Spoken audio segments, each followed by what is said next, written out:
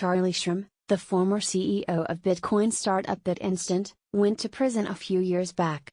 It was found in 2014 that his service was used to facilitate illegal transactions on the former Silk Road black market.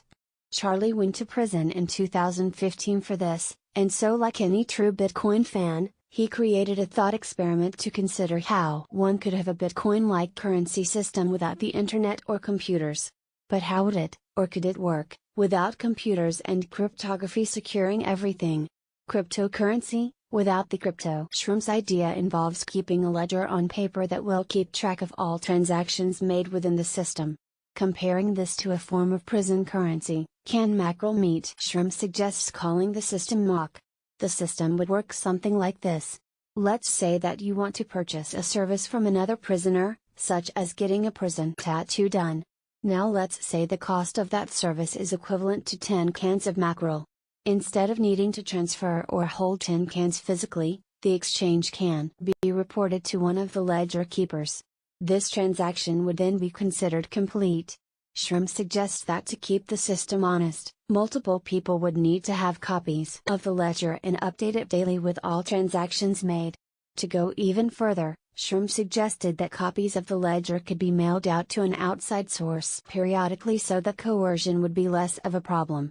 He compares this concept of mailing copies outside to a block time, and that the mock system would have a block time of about 3 days. Cashing out in the cryptocurrency world, if you want to cash out your crypto for fiat, there are always fees involved. Popular choices like Coinbase, for example, charge hefty fees for selling crypto to them and having fiat sent to your bank. Fees often start at around $4 and include 2 separate percentage-based charges, including when you actually sell the crypto.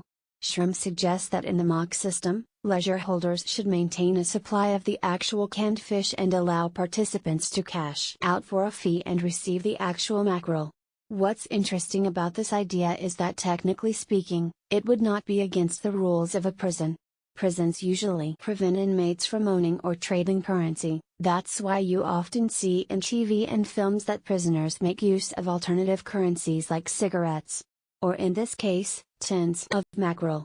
The system is not without its flaws though. As there is no cryptographic component, and a relatively small number of ledger holders, or nodes, there is a much greater risk of attack or fraud. For instance, if a single prison only has 5 nodes, a 51% attack could occur if 3 of the ledger holders agree to work together to trick the system. It's certainly an interesting thought experiment, but without computers and fast transaction times, it's unlikely that such an idea could spread very far. But within the confines of a prison, such a system just might work, at least in theory.